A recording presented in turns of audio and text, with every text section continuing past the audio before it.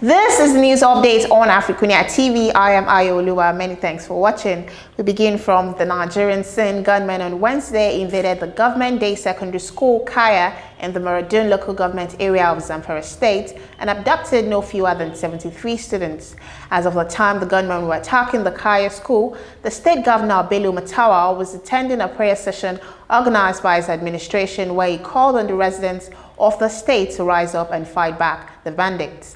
Still in Nigeria, in what came as a shock to many, President Muhammadu Buhari yesterday relieved two ministers of their appointments. The Minister of Agriculture and Rural Development, Mohammed Nanono, and his power counterpart, Saleh Maman, were sacked in a bid to reinvigorate the cabinet and consolidate legacy achievements, according to the President's address during the Federal Executive Council meeting in Abuja. The President, in a statement issued by Special Advisor on Media and Publicity Femi Adesina, said the ministers were sacked after an independent and critical self-review of their performance, an important evaluation marking the beginning of a continuous process which will see more members exit the cabinet.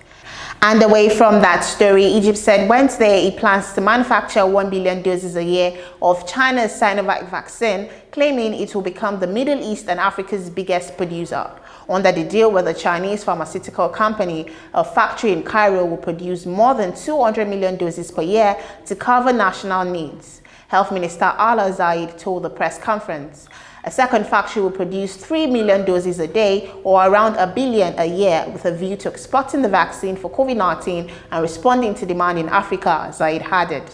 Moving on, representatives from the United Nations and International Organization of Migration, as well as officials from African countries and African Union, took part on Wednesday in the last day of two-day discussion on migration and human mobility inside and outside the continent. Speaking during the meeting, Philippe Gnazle-Morales, the UN Special Reporter on the Human Rights of Migrants, said the coronavirus pandemic, conflicts, food insecurity and climate change were some of the major factors forcing people to move inside and outside the continent.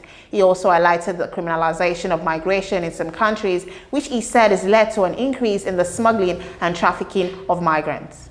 And on the foreign scene, at least one person is dead in New Jersey after floodwaters swept through the tri-state area. The remnants of Hurricane Ida unloaded a deadly and historical intense deluge in New York City and the surrounding area on Wednesday night, with the storm closing all but one New York subway line, knocking out power for more than 100,000 people in Pennsylvania and killing at least one person in New Jersey. Also, the Biden administration is preparing to screen and resettle tens of thousands of Afghan evacuees in the United States over the coming weeks and months. But the majority will arrive without visas as humanitarian paroles, lacking a path to legal U.S. residency and benefits and services offered to traditional refugees, according to the U.S. officials and worried aid groups working closely with the government. Afghan paroles who have arrived at the U.S. military bases will be eligible for an ad hoc State Department program that provides limited assistance for up to 90 days, including a one-time $1,250 stipend. But they will not have the full range of medical counseling and resettlement services available to migrants who arrive through the U.S. refugee program. And on the sports scene, Cristiano Ronaldo broke the world record for goals scored in men's international football as he hit his 110th and 111th goal for Portugal in the dramatic 2-1 World Cup qualifying win over the Republic of Ireland. The 36-year-old scored two late headers to break and extend the record after he had a penalty saved by Gavin Bazunu. Hallyday, who scored 109 goals for the Iran between 1993 and 2006, which held the record, which Ronaldo equaled with a double against France at Euro 2020. The Manchester United forward has also equaled Sergio Ramos' European record for men's cap with his 180th Portugal appearance. And finally, Ansi Fati has handed Lionel Messi's number 10 shirt at Barcelona after the Argentine left the new camp for Paris Saint-Germain this summer.